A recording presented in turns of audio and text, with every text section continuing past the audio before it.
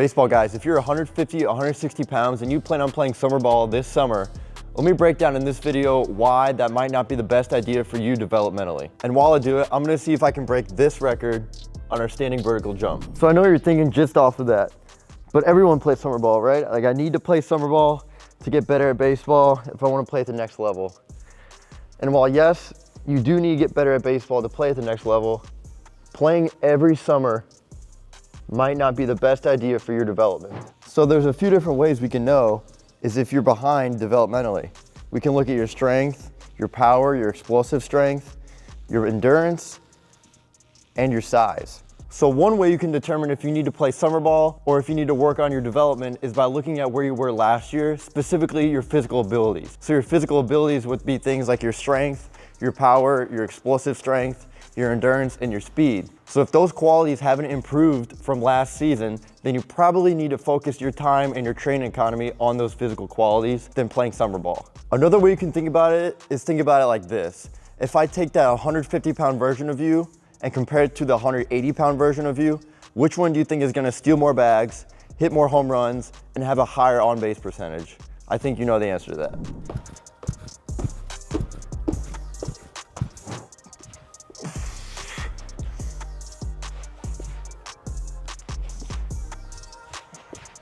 So we start thinking developmentally. If we want to get to the D1 level in the pros, we have to look at our body weight, right? So like if we look at body weight in the center field and even the middle infield, we're looking at body weights from like 190 pounds all the way up to 220. These are guys who are still fast, right? They run around 1.5 to 1.6 10-yard dashes. Their 60-yard dash is somewhere between 6.5 and 7.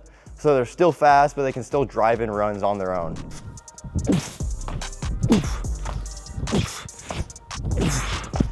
And then when we look at pitchers, catchers, corner infield, corner outfield, right? These guys can produce high amounts of force. Their body weight is usually from 190 to 200 pounds, all the way up to 220, 230, even some 240.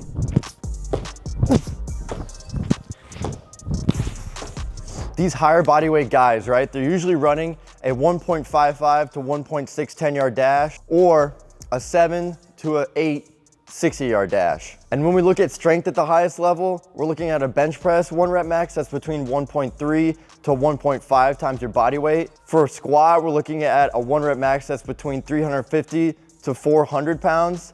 And then on deadlift, we're looking between 400 and a 500 pound 1 rep max. I might need to put shoes back on, but 32.5. Another physical ability that's super important for baseball players is your explosive strength or your power.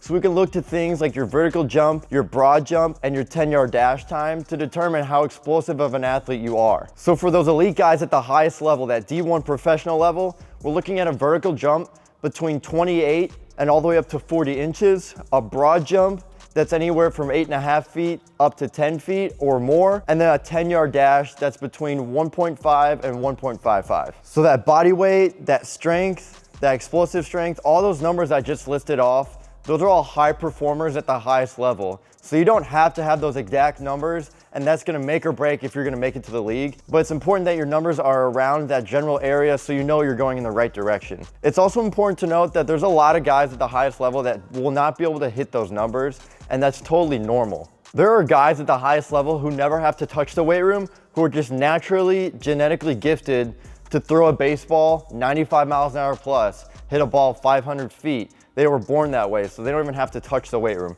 But odds are you're not like that, and we have to improve your physical qualities, your physical abilities to get you to that next level. All right, vertical jump ain't looking too good, but we're gonna see if we can get above at least a 35. 32.7, I will not play. I've got more in me, I know it. Let's get a 33, at least, come on. 33.3. I'm climbing. We're gonna keep jumping then. So if you fall into the boat where your physical abilities, your physical qualities are lagging compared to your baseball skills, right? You're really good at baseball, but maybe your body weight and those physical qualities are lacking. They're just not up to par for your age group.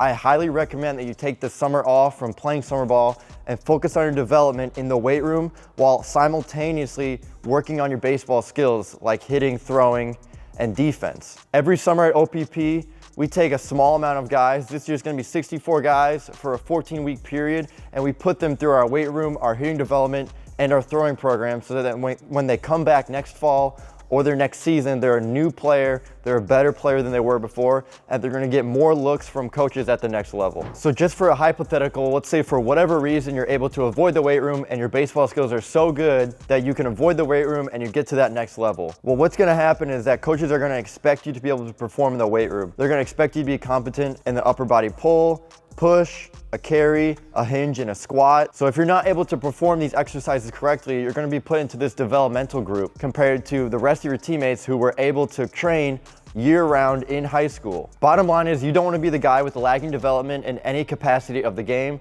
so it's important that you're a well-rounded athlete and you improve your physical qualities. And lastly, when you get to those higher levels, the game is played faster, it's played with more force. So if your body is weak and lagging in those muscular qualities, those physical qualities, you're gonna put yourself at a higher risk of injury because your body won't be able to sustain and handle those higher forces. So if you put yourself in the weight room, get competent in the weight room, get stronger, faster, and bigger, you're at less risk of injury. Okay, we're gonna do one final jump and then I'm gonna hand the video off to Chris. We're gonna see if we can get above a 34 at least. If not, then I did not break the record at all. Let's see. Come on. 33.2. What's up, guys? Coach Chris here. Now, if you're one of those guys who's on the fence on whether you should go play summer ball or you should spend your summer inside a facility, working on your body and developing your skills, make sure you ask yourself a series of questions before you end up making a decision like that. Now, the first question that you need to ask yourself is how is it that you stack up compared to your contemporaries? How is it that you performed compared to your peers? Now, whether you're a lower classman or an upperclassman, if you didn't see much playing time in your last season, that should be a telltale sign that you may not need to play a bunch of extra games, but you may just need to end up inside of a facility working on your skills. Because at the end of the day, coaches are gonna play the guys who are most ready and most capable to play. And if you're not one of those guys, you may not need a bunch of extra innings. You may just need to get inside a facility where you can work on developing your skills and developing your game. Now, the next thing that you wanna ask yourself, whether you're a lower classman or an upperclassman, if you were one of the guys who ended up seeing the field, was how did you do when you got your opportunities? If you were one of those guys who did end up getting some opportunities but didn't make the most of those opportunities, that may be another telltale sign that you don't need to go out there and play a bunch of extra games, but you may need to make your way inside of a facility where you can help fine-tune your skills. Remember, to get to the next level, you have to separate yourself from your peers. You can't just be average. So if you went out there and you performed at a mediocre level, like I said, that may be one of those signs that you don't need to go out and get a bunch of extra innings in, but you need to find yourself in a facility, training under a watchful eye where you can actually develop your skills. Now, some of you may be wondering what it actually means to separate yourself from the rest. Well, the first thing that means is you have to look the part. Now, what does looking the part actually look like? Well, to give you a brief example, in last year's College World Series, the average player was 6'1" and 210 pounds. The fact of the matter is, college coaches are looking for guys who are physical. If you're not somebody who already exemplifies that physicality or somebody that they may see in the future getting to that level of physicality, then you're not gonna be one of the guys that they end up recruiting to their school because they're not gonna think that you're one of the guys that can end up making it to the next level. Now, from a metric standpoint, the average Division I fastball last year was right at about 90 miles an hour for a right-handed pitcher, and the average Division I fastball last year was right at about 88 miles an hour for a left-handed pitcher. So if you're not one of the guys who is anywhere near those levels of velocity, if you're 10, 15 miles an hour off, then there's genuinely no need for you to get out there and chase extra games and chase extra innings.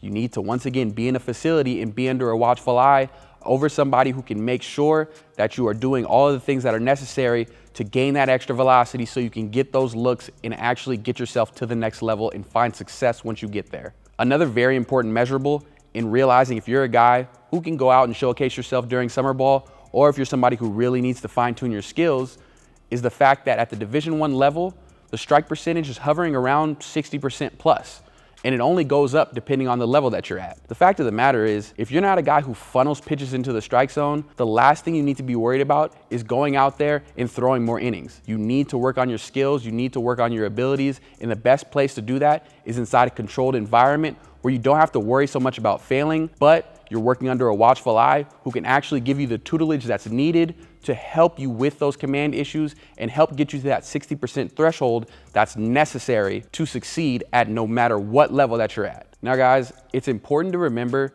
that no matter what level that you're at, no matter what your ultimate goal is in this game, if you intend on moving to the next level, you need to understand that you need to showcase the skills that the coaches at the next level want to see. No matter what level that is, they all want to see big velocity. They all want to see you command that velocity. They all want to see you make the baseball move, and they all want to see you manage the game. You have to check off all 4 of these boxes if you intend on playing this game at the highest level.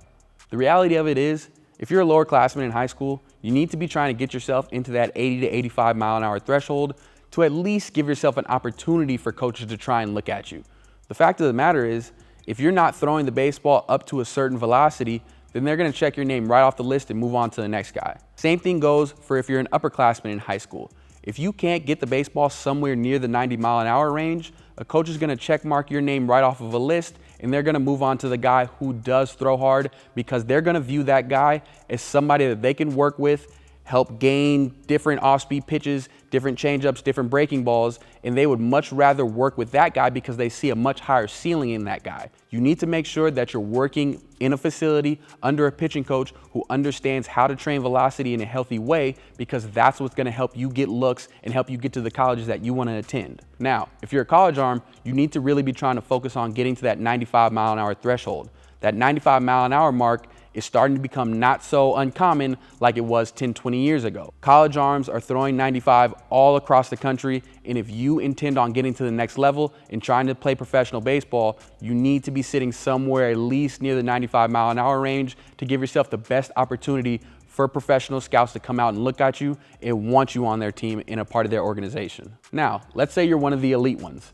You've been playing up your whole life, you're already naturally gifted, you maybe were a lower classman in high school that started on varsity, or you were an upperclassman that was the best player on your varsity team. Maybe you were all area or all state. Or let's say you're a college guy who, same thing, you may have been all conference, or maybe you're already getting looks by professional teams to maybe give you an opportunity to join the organization. The fact of the matter is, you need to be working with the skills coach just as much as anybody else.